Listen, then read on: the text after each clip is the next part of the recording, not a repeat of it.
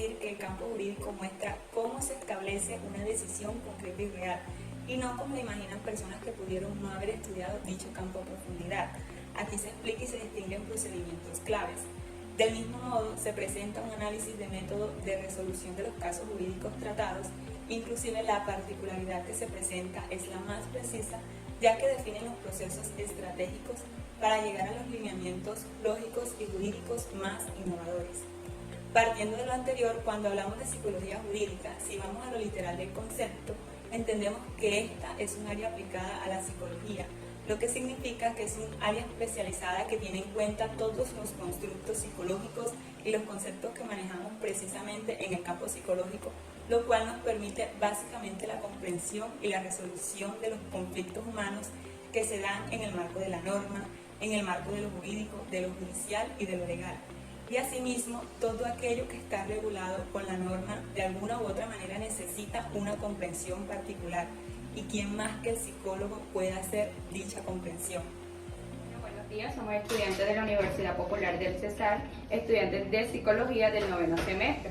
En el día de hoy venimos a realizar una entrevista al psicólogo Josnel Torres desde el campo de Psicología Jurídica.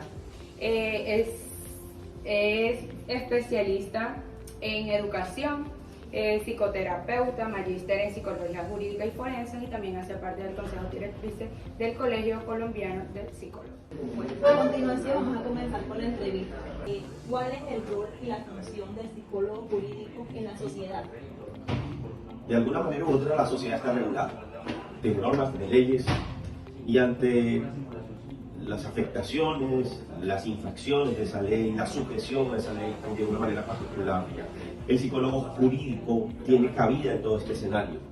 Pensemos en escenarios laborales, pensemos en escenarios deportivos, pensemos en escenarios militares, pensemos en escenarios educativos, pensemos en escenarios penales, pensemos en escenarios administrativos, y en cada uno de estos escenarios hay normas que el psicólogo deberá tener en cuenta a la hora de accionar para que podamos hacer de alguna manera u otra resolución de conflictos de este tipo de situaciones. La pregunta que ahora viene es: ¿qué evalúa la psicología jurídica? Históricamente, la psicología jurídica siempre se ha relacionado al tema de la criminalidad, porque quizás cuando nació, por allá a principios del siglo XX, 1900 más o menos, estaba muy relacionada al tema de los criminales. Fue como la primera énfasis, la primera intención que hubo de la psicología jurídica. Luego los juristas, los abogados se dieron cuenta de que había alguna serie de conceptos en los cuales ellos se sentían limitados a la hora de actuar, conceptos como personalidad, motivación, percepción, memoria, y que si vemos esta serie de conceptos apuntan más a una disciplina específica como lo es la psicología y no el derecho. En ese diálogo, en esa aparición del derecho y la psicología, pues podríamos pensar que las funciones están orientadas, que los roles están orientados a esa dinámica en particular que les estoy planteando. Entonces, psicología jurídica tiene su origen desde esa época, y hoy seguimos viendo cómo seguimos ocupando diferentes escenarios, pero ahorita podríamos comentar cuáles ocupan esos escenarios. Siguiendo con el orden de ideas, ¿qué instrumentos utiliza el psicólogo jurídico en una profesión? Muy bien. Y eso creo que es lo que nos hace diferentes, el hecho de que podamos usar instrumentos que permitan la objetividad. En ese sentido, hay algo que siempre nos han dicho en el mundo de los psicólogos, y tenemos de la psicología jurídica forense, que tenemos una frase como célebre de nosotros, y es que los psicólogos jurídicos y los psicólogos forenses no creemos, medimos. Y al medir necesitamos garantizar una serie de instrumentos adecuados para precisamente medir lo que nosotros queremos medir. Y aunque existan en el mundo de la psicología pruebas proyectivas y pruebas cuantitativas o psicométricas, nos decantamos más hacia las pruebas psicométricas, a las que están en el plano de la objetividad. No quiere decir que no usemos las cualitativas o proyectivas. Estas pueden ser usadas en el escenario orientativo o en el escenario para recabar información exclusivamente, que podrían ampliar la información que pueden obtener o que podemos obtener a través de las psicométricas. Y en ese sentido, pues, pruebas de personalidad, pruebas de inteligencia, pruebas de signos y síntomas relacionadas a psicopatologías, estrés, ansiedad, psicopatía. Eso es una amplia gama, digamos así, de pruebas psicométricas o psicotécnicas, en algún momento llamadas, que se hacen útiles y pertinentes en un país como el nuestro para usarlas. ¿Cuáles son esas fases que se dan en el proceso de esta evaluación psicológica? Muy bien, es clave. Yo creo que todos los psicólogos debemos tener herramientas mínimas de entrevista Pero la entrevista que se hace en el escenario forense es una entrevista que apunta al cumplimiento de unas guías, manuales o protocolos que en el seguimiento incondicional, en el seguimiento casi que lineal y exacto de estos protocolos garantizaría que nuestras funciones sean mucho más efectivas. Me explico. Hay protocolos en psicología forense a la hora de entrevistar que nos mencionan el paso a paso de lo que debemos hacer. Siguiendo ese paso a paso, nuestra intervención va a ser muy científica. A la hora, indudablemente, de hacer evaluaciones periciales, evaluaciones jurídicas o forenses, lo que tenemos que empezar a determinar es qué es lo que nos están solicitando. Por lo general, las peticiones a la hora de hacer este tipo de evaluaciones parten o de los jueces, o del defensor, o el fiscal, o quizás por una misma víctima que nos está solicitando esta evaluación. Pero siempre es mejor tratar de obtener objetivos claros. Es para qué me están pidiendo hacer esta pericia. Para determinar con credibilidad el testimonio, para determinar quizás signos y síntomas relacionados a un abuso sexual de la víctima, para determinar violencia sexual, para aportar en los temas de custodia de los niños, para aportar quizás también en la regulación de visitas, para determinar síndrome de alienación parental, un síndrome criticado actualmente, pero que tiene una gran vigencia en el escenario jurídico, para determinar también daño psíquico, afectaciones del daño psíquico, o para operar en el terreno de lo criminológico, perfiles criminales, autopsia psicológica, casación del daño psíquico o daño moral, como ya lo había planteado. Y siguiendo esto, ¿cómo es ese proceso en la parte de peritaje que se realiza? Bueno, los peritajes, como ya les había dicho, tienen una génesis o una petición específica.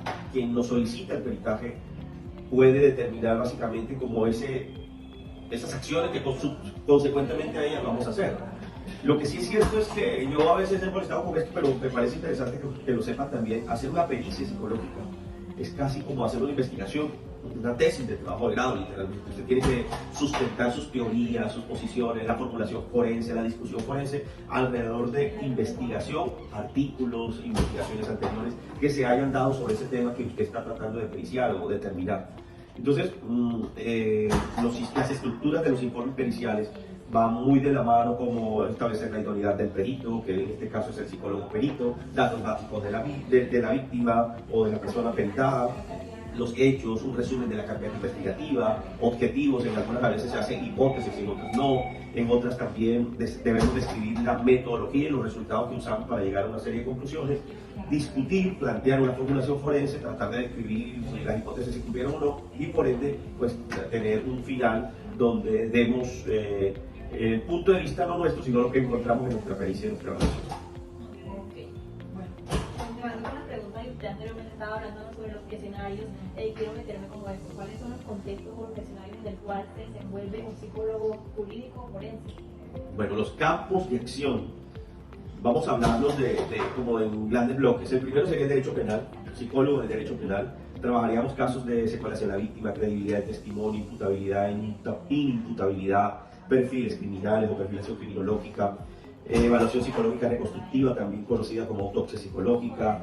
Estamos capacitados para trabajar el índice y determinar índices de peligrosidad de los individuos, determinar si el uso de sustancias psicoactivas tuvo alguna repercusión en los delitos o no, y de igual manera pues acompañar los procesos de investigación judicial. En el campo del derecho civil y de familia, trabajar escenarios como determinar la capacidad parental, la alienación parental, la custodia, la regulación de visitas, la mediación y la conciliación en el derecho de familia, este tema de interdicción, antes se llamaba interdicción, hoy se conoce como el nombre de evaluación de apoyo.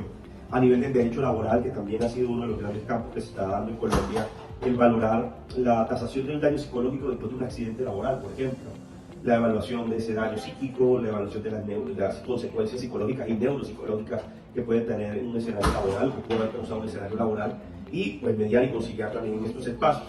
A nivel del derecho penitenciario, todo lo que implica saber lo que sucede en un centro penitenciario.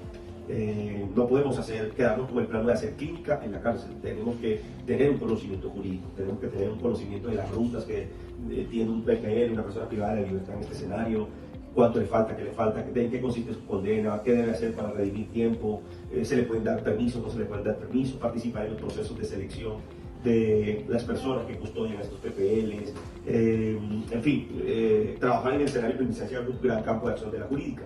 Y pues hay algo muy valioso, muy importante, es todo el trabajo que se hace con niños, niñas y adolescentes. Abuso sexual, maltrato infantil, responsabilidad penal adolescente, programas de prevención, asesorar a jueces, fiscales, a la policía, al ejército, asesorar a las instituciones de orden público, orden privado, participar en la creación y la constitución de políticas públicas, evaluar, diagnosticar. Son funciones propias y roles y campos de acción específicamente de la psicología jurídica.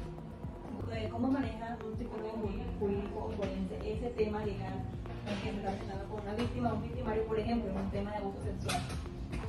Bueno, allí hay que reconocer algo. Ya yo les había dicho que el psicólogo jurídico no cree, el psicólogo jurídico mide. Y esto podría dar una mirada quizás a veces muy mecanicista de la psicología. Pero no podemos olvidar que tenemos enfrente a una persona que está sufriendo, que tiene daño, que tiene dolor, que tiene heridas. Y que en ese sentido necesita ser humanizada también. Y a la hora de intervenir, pues nuestras intervenciones deben ser muy humanizantes. De tal manera que no podamos revictimizar, de tal manera que podamos promover la salud, salud higiénico y no iatrogénico, que es uno de los objetivos también de la psicología en general. Ok, y ya para cerrar, ¿cuál es la diferencia entre la psicología jurídica y la psicología forense? Bueno, la psicología jurídica es la mamá, digamos así, de la psicología forense. Mientras que la psicología jurídica, yo les decía, se encarga de comprender y solucionar conflictos alrededor de lo jurídico, de lo judicial o de lo legal. La psicología forense pertenece a la psicología jurídica. Y se llama forense no porque hagamos experimentación cuerpo, sino que se llama forense porque lo que hagamos nosotros va a ser llevado a un foro. Y el foro precisamente es la audiencia, es el juicio en el cual el psicólogo tendrá que ir a sustentar lo que él hizo o que escribió en sus pericias. Y por ahí está la diferencia. Recuerden, además de psicología forense, a la psicología jurídica pertenece la criminología, la victimología, la psicología penitenciaria. Bueno, profesor, muchas gracias por la entrevista. A ustedes. Gracias. Para finalizar, la psicología jurídica tiene como función principal la comprensión y la resolución de conflictos que se dan directamente relacionados en el marco de la norma, es decir, en aquellas problemáticas donde se ve involucrado el ámbito judicial. De acuerdo a esto, el psicólogo jurídico posee funciones muy importantes en aquellas personas que presentan comportamientos en este tipo de procesos, logrando así la prevención para este tipo de problemáticas. De esta manera, el psicólogo utiliza las herramientas necesarias para lograr así el objetivo al caso que se está presentando. De acuerdo a lo anterior, el psicólogo jurídico interviene como mediador a los diferentes conflictos en los que tiene la responsabilidad de buscar soluciones y esclarecer los casos que se están presentando, promoviendo así resultados positivos en el que le permita lograr la resolución de problemas relacionados en el ámbito psicológico. De esta manera, el psicólogo actúa de manera muy humana, comprendiendo y explicando cada uno de los procesos que se está realizando a las personas y así lograr la intervención de manera adecuada.